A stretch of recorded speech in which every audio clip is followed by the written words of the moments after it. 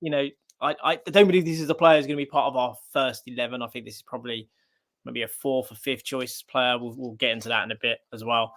But it's interesting that there's another offer, and it seems to be Nottingham Forest that have come in, kind of doing the reverse of what we did on their deal for the goalkeeper. So it's interesting that that's come about. But Sloth, what are your thoughts on Vitão? Do you think this is someone we're signing for the first team in terms of, not necessarily a starter, but someone to be a good rotation player, or is this someone you think's maybe a replacement for Kehrer, maybe more on the peripherals of the squad? I think this will be more of sort of a squad player. I was really impressed with him when I watched quite a lot of Shakhtar a few years ago when he made the move over there. And obviously, we all know about the Brazilian link that Shakhtar Donetsk have, and just how often their recruitment seems to come right. And I thought he looked really solid while he was there. But since he's gone back to Brazil, I've not really followed him that much. He's quite quick, he's quite strong, and he's good in the air. But I think it's one of those things where, because let's just say, from what I've gathered and kind of speaking to a few of the people who I know watch a lot of Brazilian football, he's not exactly been pulling up a ton of trees. He's been very solid, which to me would suggest he's coming in as a squad player and fighting his way for the first team rather than just going in as an automatic number one. But you never know. I think, as we've seen across the whole of the last season, the defence is really rickety.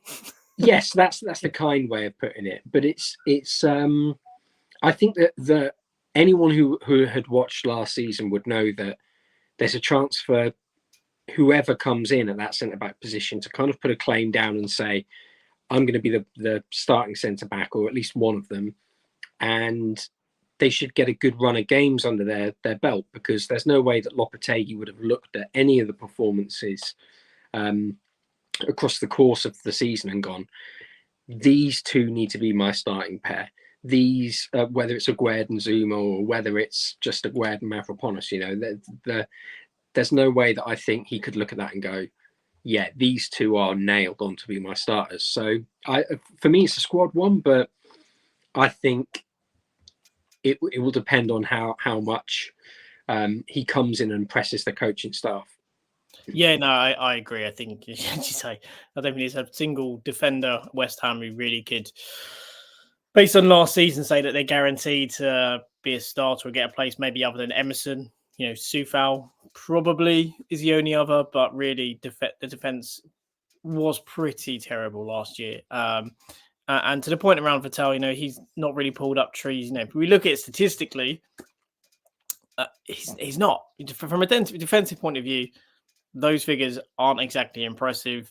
He's in the 34th percentile for headers won. Clearances and blocks are, below the average, same as tackles and interceptions. So one thing that would have drawn West Ham's attention would be how he is in possession. The fact that he can carry the ball very well. Yes, the dispossessions are quite high.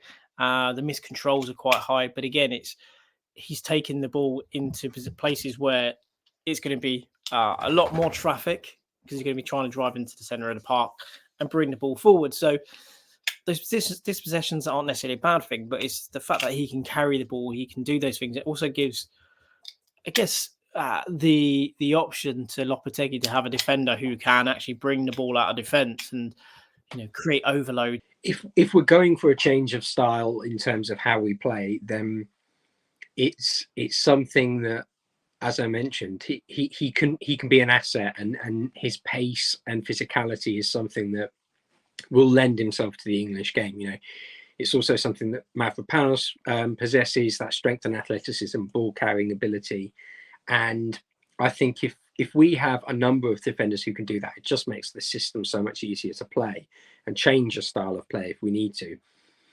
I think, as I mentioned, it's not a signing that particularly excites me. I know we were linked with Renan a couple of weeks ago, and I know we were in January as well. I think he's someone who interests me a bit more just because he's left-footed, and I think he's got a bit more about him. I've also seen a bit more of the defensive side of his game.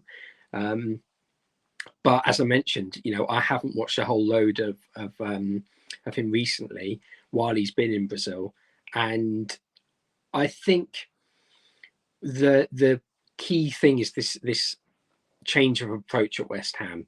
And if we are looking at ball carriers and we are looking at players who are more comfortable progressing the play and passing out of the defence, then that is definitely something that would fill us with confidence in terms of looking at his stats in that area. If you're anything like me, I think when you look at a centre back, quite often you want someone who is willing to stick their head anywhere to win the ball, clear the ball, and from a set piece. For me, that just makes me feel so much more confident. And he doesn't scream that to me. I think particularly in the air, it's not his standout. It's not his standout area. It's definitely not his biggest strength. And when you compare it to, again, another Forest centre back, is it Murillo, who's their other Brazilian centre back. If you think that they're going for a pair like that, where there's a sort of aggressive in the air and very dominant and strong physical player, and then a player next to whom can do a bit of the progression as well, that's a really good balance. But I just think that at the moment we don't have that big unit of a centre back to kind of counterbalance that. Mavropanos is good, but he has quite a few shaky moments. So unless we're really looking at bringing in a raft of centre backs, then this is something that it doesn't exactly excite me that much. Yeah, I completely agree with you. There are benefits with him. Obviously, his pace. He's still very young, being 24.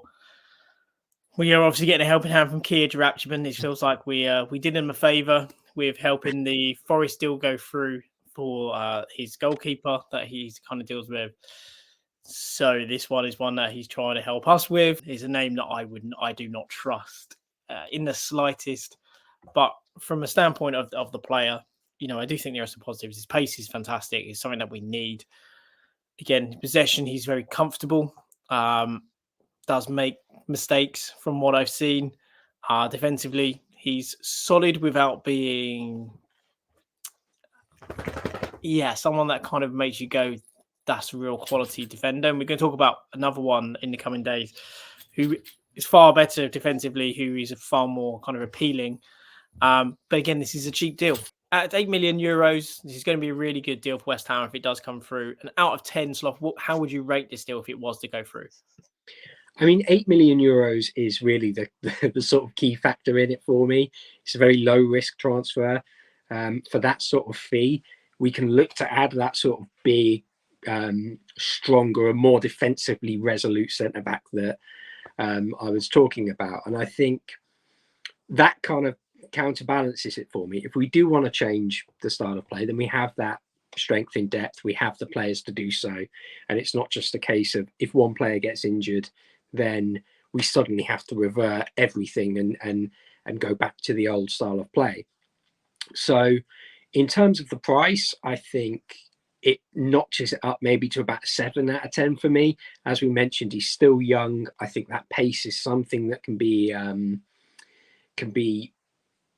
translated into any league in the world, really. He is rapid. And when you have the raw fundamentals, I think it's just about refining that and maybe getting him more attuned to the English game. I think when you look at the sort of flexibility it gives you in cup games as well, if he was to be a starter in the cup games and rotate in that way, maybe come off the bench after 80 minutes or something, if you want to see out a game, or if you're looking for an equalizer, something like that, then that pace and creation that we creativity that we talked about is something that balances out maybe his lapses at times for me.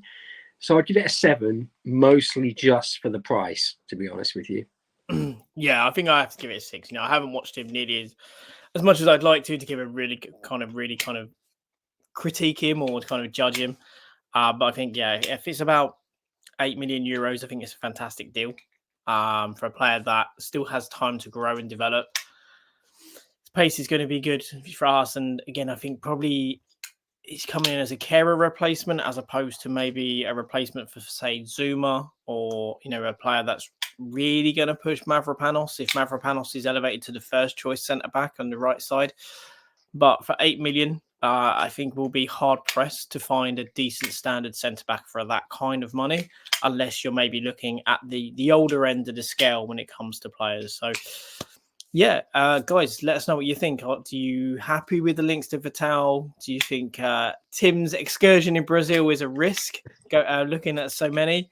Or is this something that excites you because we're seeing Tim Steiten trying to live up to that name or that moniker of the pearl diver and trying to find these rare pearls just in an obscure league? But yeah, thanks everyone for watching. Please do like, please do subscribe. And yeah, guys, until next time, come on, you iron.